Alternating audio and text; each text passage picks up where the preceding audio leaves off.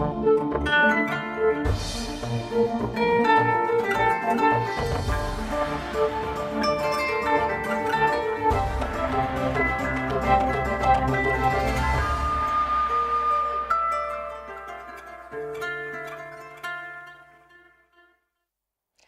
warm welcome to GRTS News at 2200 hours. We are broadcasting for viewers in the Gambia and around the world. We begin with our top stories this hour. The Point newspaper today commemorates its 30 years of existence. The event also marks the 17th years anniversary of one of its co-proprietor and managing editor, Data Hydera.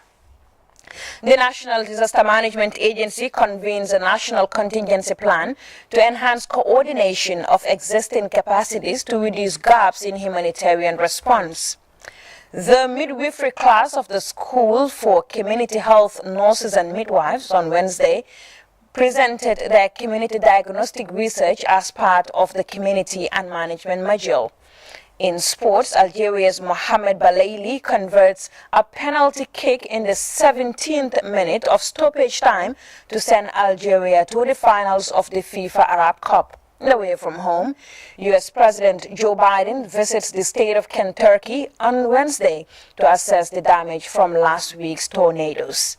Elsewhere, 8 agencies call for more support from international donors to mitigate the devastation brought about by flooding in South Sudan.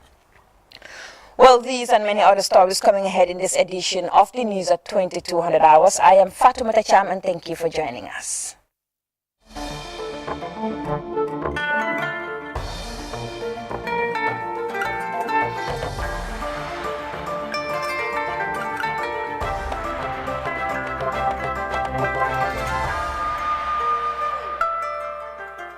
Welcome back to GRTS News, and it's great to have you here with us. Now, the Point newspaper today commemorates its 30 years of existence.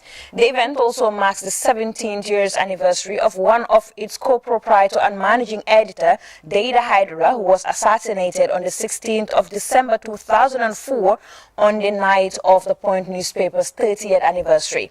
As Isotoketa reports, various speakers at the solemn ceremony described the late Data Hydera as a hero and a mentor to the media fraternity in the country. Commemorating the 30 years anniversary of the Point newspaper in the country, as well as the 17th years death of the co-proprietor, the late Data Hydera was attended by family members, heads of media personalities to acknowledge and hail the immense contribution the Point newspaper is making towards the development of the media fraternity in the country. Speakers during the solemn ceremony described the late Data Hydera as a hero and a mentor to media fraternity in this country. Data Hydera was a troublemaker. No, he wasn't. But Data Hydera was a freedom fighter. He was. Data Hydera wasn't a freedom fighter. Yes, he wasn't. This was the paradoxical nature of Data Hydera.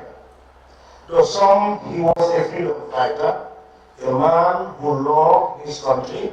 Data is someone who is very particular about perfection. He likes everything to be perfect. When we're working, he will be editing. I will typeset, we will lay the pages, he will start changing again. And then we always had that argument, oh, Mr. Hydera, I'm tired now, I want to go home. No, no, change I'll be. Sometimes I'll be irritated because we'll be almost coming to the end and then Pat will just walk in and said, I have hot news, I have something, hot news. By then I would have been very tired, so we'd have to change the whole page, everything. For his part, the president of the Gambia Press Union, Mohamed Esba, used the opportunity to hail the Point newspaper management and the Hydera family for organizing the ceremony, saying that Data Hydera played a great role in establishing GPU in the country. Uncle Data has played a very key role in ensuring that Gambia Press Union, becomes a very vibrant institution, despite the challenges at the time. So now we are really enjoying that, the foundation that we built. The son of the late Data Hydera, Baba Hydera, and co-publisher of the Point newspaper, Pap Sen, both spoke at length on the demise of Data Hydera, saying that he is gone but his legacy will always be remembered in the country. It's been 17 years ago, but the memory is still like yesterday. He was just a journalist doing his work, and somebody wasn't happy with what he was doing and decided to take his life. I think we have done a lot to promote democracy, good governance, press freedom in this country. So it was why we had this intention, although it was very hard during Jammeh's time because of the draconian media laws. I was arrested many times. I was jailed with other colleagues. But despite that, I have the passion, the faith to continue the struggle and continue the legacy of Jada, and also to fight for the voiceless. The Minister of Information and Communication Infrastructure, Ibrahim Asila, hailed Papsten and his staff for keeping the paper for 30 solid years, while reaffirming government's commitment to support the media. The Point is an independent newspaper that promotes divergent views and issues on democracy and human rights. The paper covers national issues and politics, economics, business and development, as well as world affairs. For GRTS News, this is Aisa Tukeita. Now, the government of the Gambia, through the National Disaster Management Agency, in collaboration with the United Nations sister agencies and other development partners, on Wednesday convened a two-day national contingency plan, which was reviewed in Kololi. The forum brought together relevant state actors aimed at enhancing coordination and understanding of the existing capacities to reduce gaps in humanitarian response. Usman Mane has more. The responsibility of the National Disaster Management Agency is to provide an integrated and coordinated disaster management and early warning that focuses on prevention, preparedness, response, mitigation and recovery from disasters or emergency situations and the management of their efforts. This mandate has become a challenge due to increase in hazards such as floods, forest fires and oil spills, among others, thus the need for a contingency plan. The planning will reduce the extent of possible adverse impacts of an anticipated disaster on the affected population. This is made possible through the intervention of NDMA with international development partners. In his speech, the executive director of the NDMA, Sanada Haba, said the contingency plan will serve as a blueprint for effective and efficient disaster response, which outlines the history and projected disasters in the country. The review of the plan developed with multi-stakeholders involvement addressing hazard at both regional and national level. The present contingency plan outlined the history of disasters in the Gambia and the projected likely trends. Even the historical perspective. It also identified the main contingencies for pre- and post-emergencies in the Gambia through multi-sectoral approach. I am informed that prior to selecting this hazard, a risk analysis session will be held using the risk ranking and prioritization process. In respect to its commitment to supporting the development agenda of the country on development and humanitarian services, the UN Resident Coordinator, Serafin Wakana, commended government for taking the lead in disaster management, as records over the years show an increase in intensity and frequency, leading to floods as well as resource-based conflicts. The analysis also shows that the disasters threaten the long-term economic stability of the country by undermining food security and leading to higher food prices at a time when household food security status is already threatened by the impact of COVID-19 pandemic. I here wish to commend the government of the Gambia for taking the lead on this crucial decision to plan and coordinate the response to these disasters. Madam Wakana explained that the new contingency plan will reflect the current realities towards disaster amid climate change issues. The current national contingency plan dates back to 2014. It requires an update by into account new hazards and risks such as pandemics and climate change, as well as the needs of vulnerable populations, including inherited households, people living with disability, to name a few, in line with the principle of leaving no one behind in the National Preparedness and Response Plan foresee situations. The plan will incorporate regional contingency plan to make it more operational and practical, aiming to address increasing climate shocks across the continent. Usman Mane, GRTS. Meanwhile, the Office of the National Security Sector Reform, with funding from the African Union, today began a 3-day consultative and mentoring workshop on security sector reform programming and coordination framework at a local hotel in Kololi. The convergence aimed to provide technical support to the Gambia government in its efforts to develop a national security sector reform in enhancing democracy. Details in this report by Yero Jallo. The 3-day forum is expected to support Gambia to assess challenges in order to provide accurate assistance to fill the gaps in the security sector of the country. The National Security Advisor in the Gambia explained the importance of the security sector reform in making development efforts effective in post-conflict reconstruction, as in the case of the Gambia, saying that the national security reform of the Gambia is in two folds. The objectives of our security sector reform are basically twofold.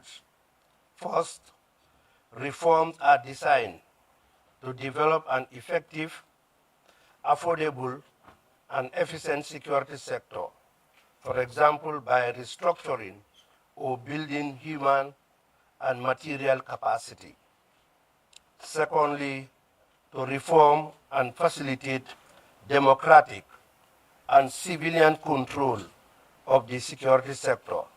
Christopher S. Kayose, the acting director of DDR, Security Sector Reform Division, African Union, said the coordination of intervention exercises from different countries has been one of the most major challenges, while assuring his office's continued support to ensure that the Gambia has a robust coordination program. The consultant to accompany the Office of National Security will be deployed, as already indicated, to establish and support the coordination mechanism that the Gambia looks forward. This consultant, we hope, will ensure that together with the national institution will be supported to ensure that we have a much robust now coordination mechanism that we think is the required mechanism at this stage, or the required infrastructure to ensure that actually the processes of stabilizing this sector, like any other sector. Speaking on behalf of the Secretary General and Head of the Civil Service, the Permanent Secretary Office of the President, Mustafa Saliu Yabo, spoke of government's efforts in the implementation of the security sector. He hailed the African Union for funding such an important forum. When we do not coordinate our efforts, there is bound to be duplication, leading to suboptimal use of resources, including monies, materials, manpower, and time. Globally, there is a call for effective and efficient, as well as judicious use of resources for greater impact in development. The Gambia have assigned or aligned itself to this call. At the end of the forum, experts are expected to compile all recommendations and the way forward to develop and update into an operational security sector reform coordination mechanism to help the country achieve a meaningful and robust security sector reform program. For GRTS News, this is Yero Jallo reporting. Now, the midwifery class of the School for Community Health Nurses and Midwives on Wednesday presented their community diagnostic research as part of the community and management module.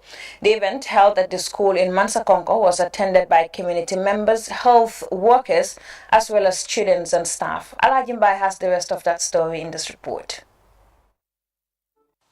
The presented module is in partial fulfillment of the award of certificate for the completion of the Community Health Nurses Midwifery training. The activity, according to the course coordinator of the midwifery class at CHN, Malik D.M. Mane, is crucial in helping trainees understand health and health-related issues at community level, and as well support government's effort in improving health services. It is important that they go into the facilities to see how management is done, as well as go into the community, choose a community within that catchment area, and diagnose that community. So they go into the community, assess the community, diagnose the community, find problems, and find solutions to those problems, together with the community members, because they the committee members must have to prioritize their needs and then they find solutions to it. And this information can be used for development purposes, because health is cross-cutting. The problems that they are going to identify are not only health problems, but they are health-related problems. The vice principal of the school, Usman Jaju, described the training institution as a key player in promoting primary health care and access to health services across the country. He said the community diagnosis module will help stakeholders in their efforts to enhance reproductive and child health services. It is meant to create at least a forum, a learning forum for the students, but also a health education aspect, an intervention aspect for the services, the service providers, and also for the community members. So it is meant to make some changes, make some impact on development as far as community health is concerned, and the health and well-being of the people at the community level. Our main focus definitely looks at maternal and child health, because we feel that the children under 5 are one of the most vulnerable groups, and antenatal mothers or women within reproductive health are among the also vulnerable category. So enlightening them on health issues that has to do with their health and well-being is one of the key informations that we definitely want to share within the regional authorities. The president of the midwifery class, Fatu Sow, said the program will improve their skills and service delivery at their respective facilities after the completion of the program. Before we plan or implement activities, we need to know exactly, we need to diagnose what the problems of the community are before we are able to give them what they need. So this is exactly what we have done. We were able to list 10 problems from each community, and this is what we are going to leave with them. In case if partners or other agents should come to the community, they can easily pick that book and show them that these are our health problems. And then the particular donor or agency will look at what they can take care of, and they also do. Several students presented the research findings on behalf of their various groups who diagnosed different communities at their area of posting during the internship period. Findings and recommendations of the research on living standards, economic activities, housing, transportation, access to health services, water supply and sanitation, as well as reproductive health issues, will be shared with relevant stakeholders for effective interventions to improve access to primary health care across the country, particularly in rural communities. Alajimbai, GRTS News. Let's move over now to some humanitarian work, because Taiba Charity Center on Wednesday distributed more than $300,000 in cash to orphans at their head office in Busumbala. The gesture, as Khadija Tijalo reports, is meant to support the education of the needy students. This center, according to the PRO, Suleiman Jammeh, is here to help needy Gambians and improve livelihoods. We are gathered here for the presentation of cash amount to 75 orphans, and 9 imams are also going to be given cash to go home with.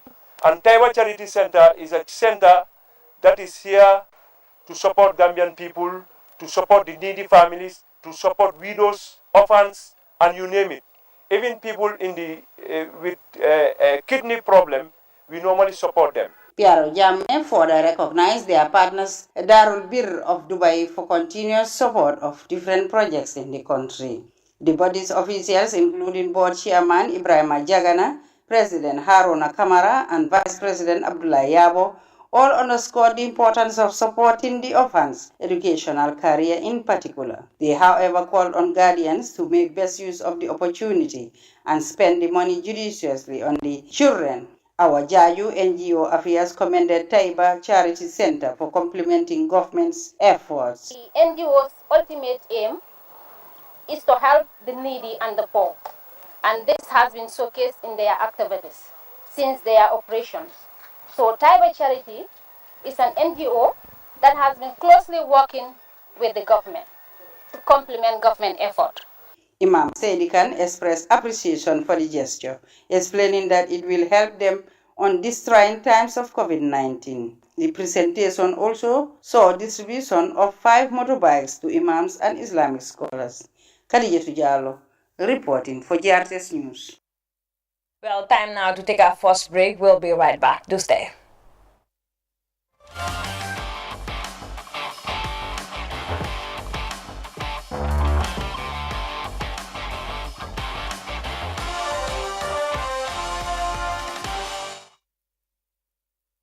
Welcome back, and time now for some sports and the Arab Cup, where Algeria's Mohamed Belaili converted a penalty kick in the 17th minute of stoppage time to send Algeria to the finals of the FIFA Arab Cup after knocking out host Qatar 2-1 in a pulsating semi-final at Al Thumama Stadium on Wednesday. A 68th minute goal by Belrami Jamal helped Algeria take the lead, but a dramatic end to the match was witnessed with Qatar equalizing through Mohamed Montari in the 70th minute of injury time. The match seemed to be heading for extra time before Algeria was awarded a penalty kick, which was converted after the initial effort was saved by Qatar's goalkeeper. Referee Simon Masaniak had officially added 9 minutes of injury time, but that was extended to make up for the time spent during a check of a suspected foul in the lead up to Qatar's goal. Well, the Qatari goal eventually counted, but Algeria was able to win a penalty in the final moments of the game minutes later. Well, we'll take another short break. When we come back, we'll look at more international stories. To stay.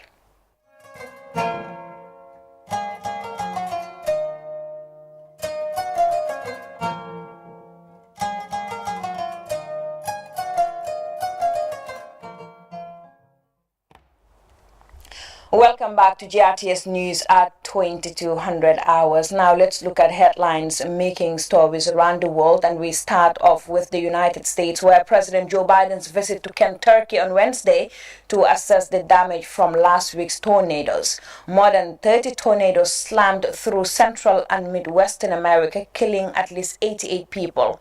Biden said the damage was amongst the worst he has ever seen and promised more federal aid. Entire day from his schedule to essentially visit not just one but two towns that have been decimated by this tornado outbreak last Friday. He initially arrived here into Mayfield, where he's taken an aerial tour of this city to take a look from the sky and get an understanding of the extent of devastation it has faced. Later on, after he landed, he's held a meeting with the local authorities. He's learned about the latest situation and also the exact amount and kind of aid that they need here. He's later taken a walking tour to go and meet some of the community members, speak to some of the survivors, and he's also did a very similar visit in another city called Dawson Springs. Now that is considered the second hardest hit community after Mayfield. That's where the mayor said some 75% of his town has been wiped out. Now the good news is, after he delivered a speech, he emphasized that the government will stand firmly behind the state of Kentucky, and Biden essentially gave them an open check, saying that they will be behind the state, providing support for however long they needed, any kind of aid they needed. They will be ready for support. And we do understand for the recovery of Kentucky, for the first month, 100% of all the costs will be funded by the federal government. And they're also here for the long haul. In all of the 18 counties that have been affected here in Kentucky, there are teams from FEMA that are already establishing themselves, and they're starting to make long-term plans to rebuild these towns, because many locals as well as officials themselves know that the recovery process here will be a slow and long one. Meanwhile, in the U.S. state of Illinois, family and friends have started to say goodbye to their loved ones who died when a tornado ripped through an Amazon warehouse.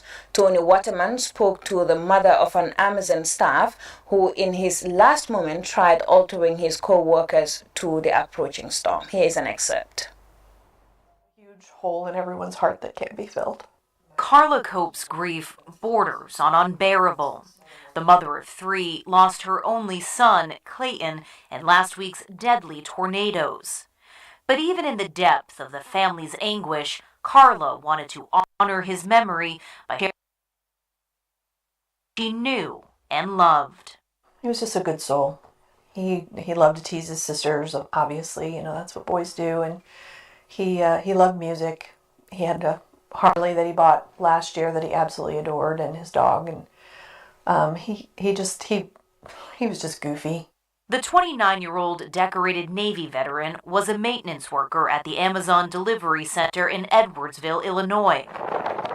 He was working last Friday night when a tornado ripped through the building, leveling half of it and leaving 6 dead. Carla and her husband spoke to him just 15 minutes before the storm hit, telling him to take shelter. But before he would, Carla says Clayton insisted on warning his co-workers of the imminent danger. I guess he was speaking to someone else, and he said, I guess we need to tell that guy. And my husband said, let him know. And then I said, and then get yourself to shelter. And we said, I love you. And quite a touching story there. Now, elsewhere, aid agencies are calling for more support from international donors to try and mitigate the devastation brought about by flooding in parts of South Sudan. South Sudan has been facing widespread flooding since May, affected large parts of population and their livelihoods. Local officials say over 800,000 people were impacted by flooding in 33 out of 38 counties as of the 8th of December. The state of Yongle, Unity and Upper Nile remain the worst affected, with over 80% of the hardest hit populations. The flooding has caused mass displacement, with thousands taking refuge on higher ground. The UN says flooding have hampered people's access to essential services as homes, nutrition, health facilities, markets and water services remain submerged. Well, we have more in the CGTN report. The flooding here has now reached a level never seen before, and it keeps rising. Schools, homes and livelihoods are washed away. The United Nations says more than 800,000 people flooding across South Sudan. Bentiu in the north of the country is the worst hit area so far. The local government says more than 90% of the state's population is displaced and relies on food aid. The food given to us by the United Nations is not enough. When we get the food, it finishes before the next distribution date. Another issue is there's nothing else to add to the food given by the UN. Water is now threatening to overrun the entire town, including areas where those displaced are sheltering. Authorities here say for the past 2 months there have been no rain in this place. However, the water levels continue to rise, and now the fear is that another rainy season will come and worsen the situation. Experts say the high volume of water in the Blue Nile from Ethiopia is blocking water from the White Nile from joining the Nile River. That's what is leading to flooding here. We feel that we should begin now to construct a better dike that can never be breached by the water should the next rainy season find us in this situation. That is the only way that will help us. We have no any other. As you can see, the entire town is taken by the water. But people still believe that the worst is yet to come. The state government says with support from the United Nations, it has constructed more than 50 kilometers of dikes to try and secure the remaining parts of the town, but it says more work still needs to be done. Patrick Oyet, CGTN, Bentiu, South Sudan. Well, you're watching us live from Banjul, and that was all we had time for in this edition of the news at 2200 hours. But before we go, a quick look at our top stories this hour. The Point newspaper today commemorates its 30 years of existence. The event also marks the 17th years anniversary of one of its co-proprietor and managing editor, Dada Hydra. The National Disaster Management Agency has convened the National Contingency Plan to enhance coordination of existing capacities to reduce gaps in humanitarian response. And in sports, Tunisia's Mohamed Belaili converts a penalty kick in the 17th minute of stoppage time to send Algeria in the finals of the FIFA Arab Cup. Away from home, U.S. President Joe Biden visits the state of Kentucky on Wednesday to assess the damage from last week's tornadoes. Elsewhere, aid agencies call for more support from international donors to mitigate the devastation brought about by flooding in South Sudan. Well, that was all we had time for in this edition of the news at 2200 hours. Thanks for watching and enjoy the rest of our programs. Bye-bye.